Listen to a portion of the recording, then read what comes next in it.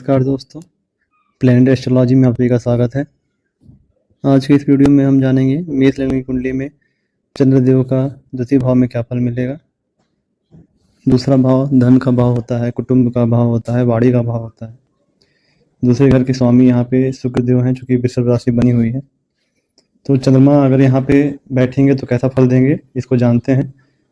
चंद्रदेव मेष लग्न कुंडली में चौथे भाव के स्वामी हैं, चतुर्थेश हैं, सुखेश हैं। केंद्र के अधिपति होने के नाते, मंगल के मित्र होने के नाते चंद्रमा इस मेष लग्न कुंडली में शुभ फल कारक हैं। इसलिए चंद्रदेव कुंडली में जहाँ भी बैठेंगे शुभ फलों में वृद्धि करेंगे। लेकिन ये भी देखना जरूरी है कि जहाँ पर बैठे हैं वहाँ का जो राशि स्वामी है वो चंद्रदेव का मित्र है या शत्रु है, उसके हिसाब से चंद्रदेव के फलों में कुछ कमी या अधिकता हो सकती है। तो जैसा कि आप सभी जानते हैं कि चंद्रमा शुक्र के मित्र हैं, द्वितीय घर में वृषभ राशि में उच्च के होकर बैठे हुए हैं, क्योंकि तो वृषभ राशि चंद्रमा की उच्च की राशि है। तो यहाँ पे बैठे चंद्रमा व्यक्ति को चौथे भाव सुख के भाव का जो फल होगा वो अति उत्तम करेंगे। चौथे भाव से व्यक्ति की माँ का सुख, जमीन, वाहन, घर का, परिवार का सुख देखा जाता है। तो द्वितीय भाव में चंद्रमा उच्च के होकर बैठे हैं तो व्यक्ति के जीवन में उसे माँ का भरपूर सुख मिलेगा, माँ का साथ मिलेगा, वाहन सुख मिलेगा, घर का सुख मिलेगा।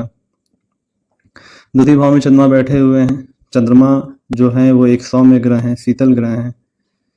चंद्रमा के अंदर शीतलता है। चंद्रमा एक स्त्री कारक ग्रह है, एक शुभ ग्रह है। दूसरे भाव से कुटुंब का, वाणी का विचार किया जाता है, धन का विचार किया जाता है। चंद्रदेव के यहाँ बैठने की वजह से व्यक्ति की जो वाणी होती है बहुत ही मधुर होती है, बहुत ही व्यक्ति सज्जन स्वभाव का होता है, उसकी वाणी में मिठास होता है। ऐसा व्यक्ति किसी से बोले वो व्यक्ति एक तरह से उसके वश में हो जाता है, जैसे मीठी वाणी बोलने वाला व्यक्ति होता है।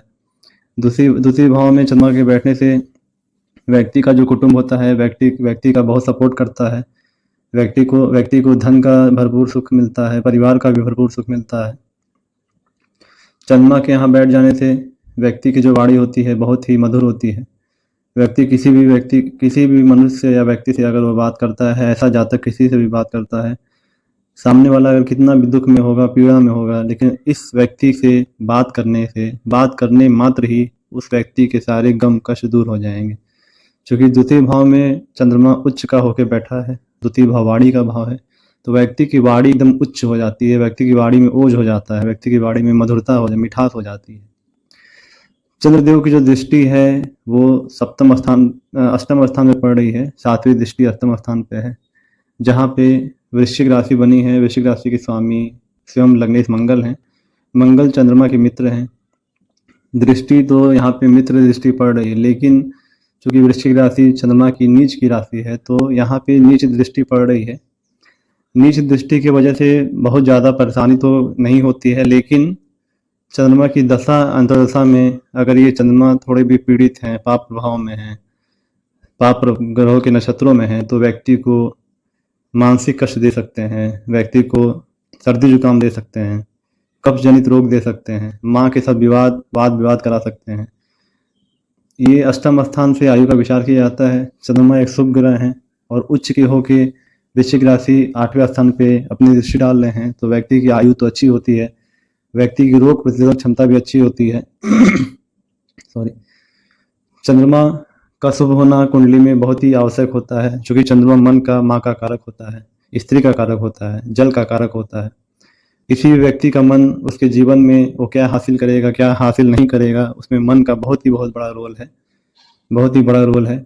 चंद्रमा अगर पाप ग्रहों के प्रभाव में आ जाते हैं, पाप ग्रहों से दृष्ट हो जाते हैं, पाप ग्रहों के साथ बैठ जाते हैं, जैसे शनि, राहु, केतु के साथ, या उनसे दृष्ट हो जाते हैं, तो ये चंद्रमा पीड़ित हो जाएंगे। उस केस में व्यक्ति को मानसिक अशांति, कब्ज जनित रोग, व्यक्ति का अपनी माँ से वाद विवाद, व्यक्ति का वाणी थोड़ी सी कड़कत हो जाएगी।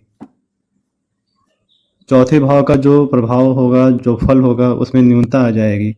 व्यक्ति को घर के सुख के लिए, माँ के सुख के लिए, वाहन के सुख के लिए थोड़ी सा संघर्ष करना पड़ेगा।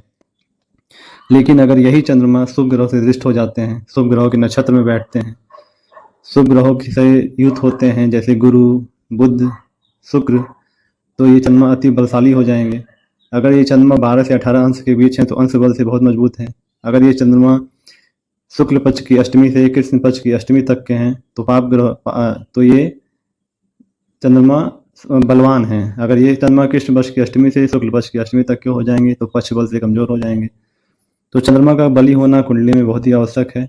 और द्वितीय भाव में बैठ के केंद्र के स्वामी हैं, सुखेश हैं, इनके पास एक महत्वपूर्ण घर है केंद्र का, तो इनका बल जरूरी है, जिसके वजह से व्यक्ति को माँ का, घर का, वाहन का, धन का, सभी सुखों को भोगने का सामर्थ्य प्राप्त होता है।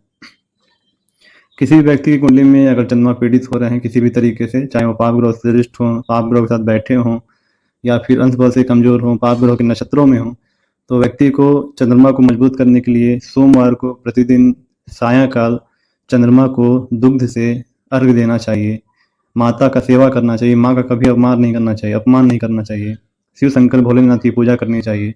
पूर्णिमा का व्रत भी व्यक्ति रह सकता है। रात्रि में देर तक नहीं जगना चाहिए, जिससे व्यक्ति की चंद्रमा कमजोर हो।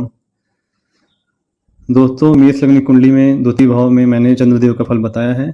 बाकी के भावों में इनका फल जानने के लिए हमारा अगला वीडियो देखिएगा आप। अगर मेरा वीडियो आप लोगों को पसंद आ रहा है, मेरे बताई हुई जानकारी आपको अच्छी लग रही है, तो मेरे वीडियो को लाइक करें, कमेंट करके बताएं कहाँ पे क्या कमी है, मैंने क्या गलत बताया। हो सकता है मुझसे कुछ गलती हो रही हो, तो आगे आप लोग इसको अगर बताएंगे तो मुझे फिर बल मिलेगा, मैं आगे के वीडियो में सुधार करूँगा। मेरे वीडियो को लाइक करें, लोगों तक शेयर करें और चैनल को सब्सक्राइब करें। धन्यवाद।